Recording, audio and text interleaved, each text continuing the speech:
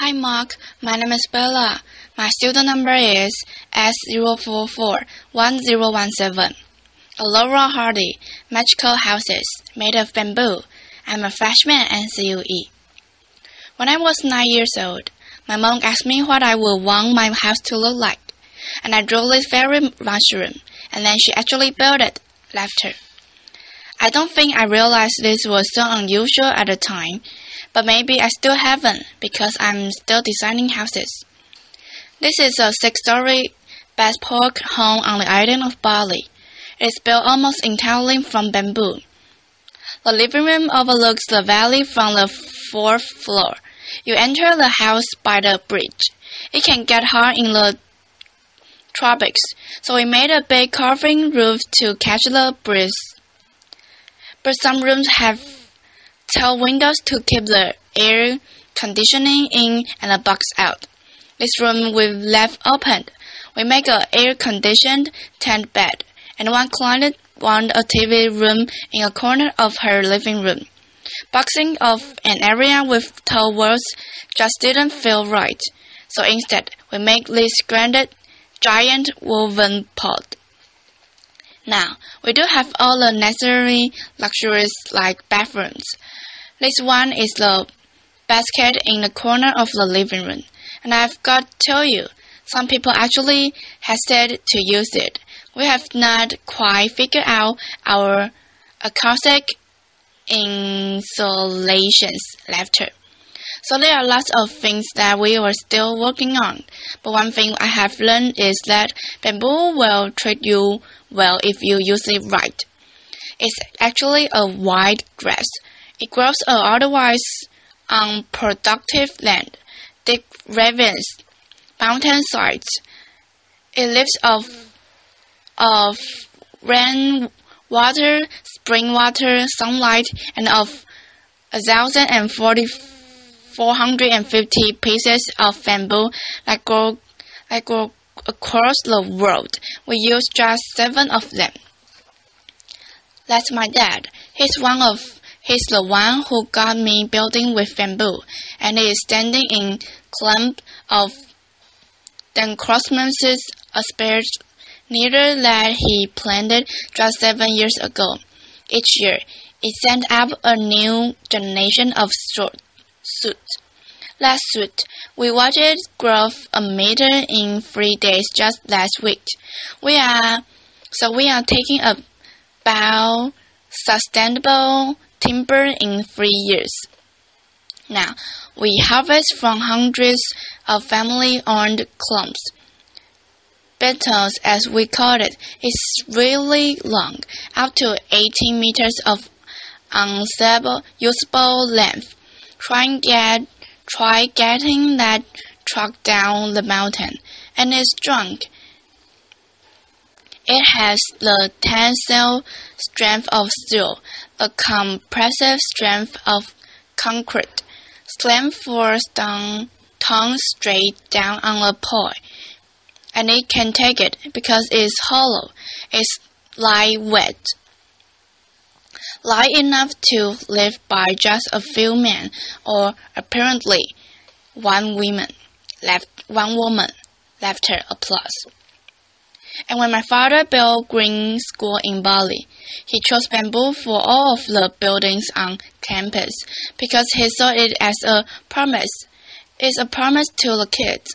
It's one sustainable material that they will not run out of. And when I first saw this structure under construction about 6 years ago, I just thought, this makes perfect sense. It's growing all around us. It's strong. It's elegant. It's earthquake resistant. Why hasn't this happened sooner? And what can we do with it next? So along with some of the original builders of Green School, I found Ibuku. Ibu means mother and Ku means mine. So it represents my mother Earth. And at Ibuku, we are a team of architects and designers, and what we are doing together is creating a new way of building. Over Over the past 5 years together, we have built over 50 unique structures, most of them in body. 9 of them are at Green Village. You are just seen inside some of these houses, and we fill them with bespoke furniture. We surrounded them with vigorous gardens. We would love to invite you all to come visit someday. And while you are there, you can also see Green School. We keep building classrooms there each year, as well as an updated fairy Rushmore house. We are also working on a little house for export. It is a traditional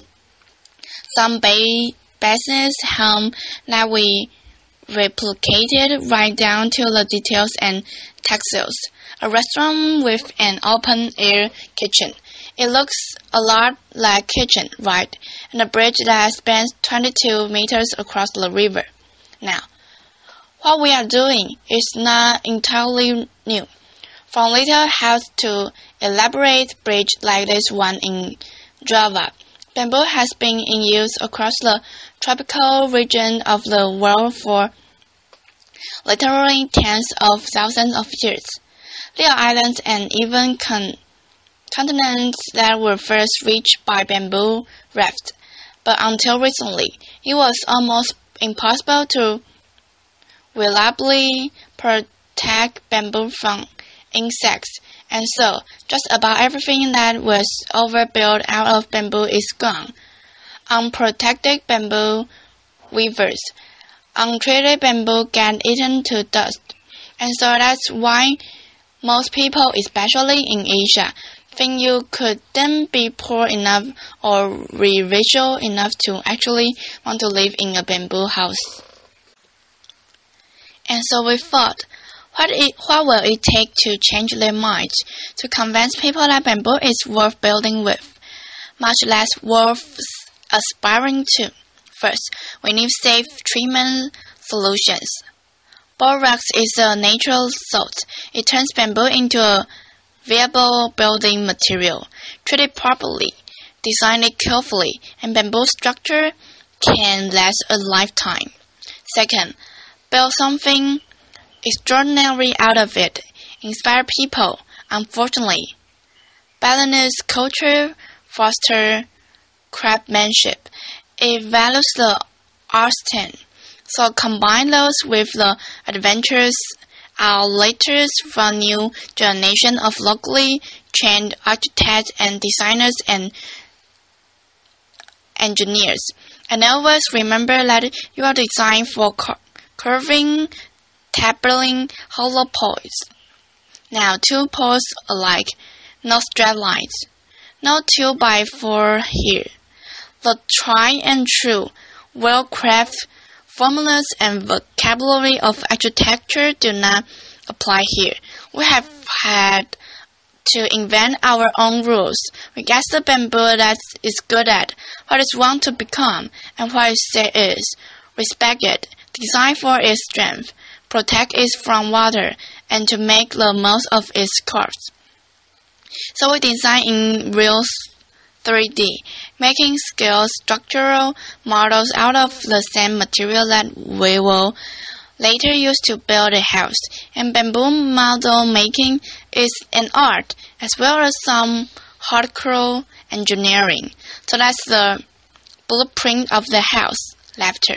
And we bring it to site, and with tiny rulers, we measure each rule, each pole, and consider each curve, and we choose a piece of bamboo from the piles to replicate the house on site. When it comes down to the details, we consider everything. Why are doors so often rectangular? Why not round? How could you make a door better? Well, it hinges better with gravity, and gravity will always win in the end.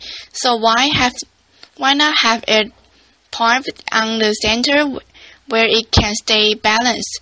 And while you are at it, why not doors shaped like teardrops? To wrap the selective benefits and work within the constraints of these materials. We have really had to push ourselves, and within that constraint, we have found space for something new. It's a challenge. How do you make a ceiling if you don't have any flat boards to work with? Let me tell you, sometimes I dream of sheet, rack, and plywood laughter. But if what you have got is skilled craftsmen and easily built little split, wrap that ceiling together, stretch a covers over it, liquid it. How do you design durable kitchen countertops that do justice to this curving structure you have just built? Slice up a booklet like a loaf bread, hand carve each to fit other, leave them carved on, and what we are doing is almost entirely handmade. The structural connections of our buildings are reinforced by steel joints, but we use a lot of hand-woven bamboo paint. There are thousands of paints in each floor. The floor is made of gusset and durable bamboo skin. You can feel the texture under bare feet. And the floor that you walk on, can it affect the way that you walk? Can it change the footprint that you are ultimately leave on the road? I remember being 9 years old and feeling wonder and possibility and a little bit of idealism. And we have got a really long way to go.